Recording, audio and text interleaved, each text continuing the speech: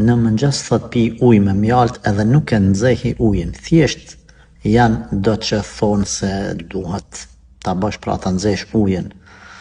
Allah të rujt motër edhe të shëroft nëse ke ndonjë smundje, pije mjaltin, haje mjaltin, qysh do shtuj, përzije me ujë ose mos e përzi me ujë, në varet prej dëshirës tane, ndash nxeje, ndash mos e nxeje. S'ka asnjë argument fetar që të thot bëja kështu ose bëja ashtu. Ne kemi mësimet fetare, ajetet e Kuranit na tregojnë se dy sene Allahu i ka quajt shërim. Jo ilaç, po shërim.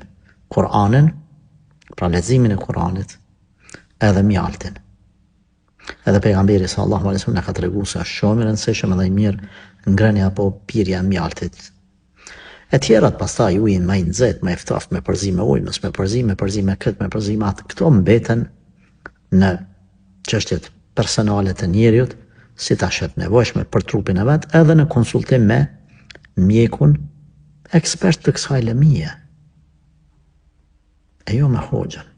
Gjithsesi, unë falenderoj që ti ke zgjedh mu ose hoxhallar që më konsultu për këtë pikë. E rëndësishme thash është mjalti, është shërim edhe shumë e rëndësishëm. Tjerat, këto detaje konsultohu me ekspertët e kësaj fushë.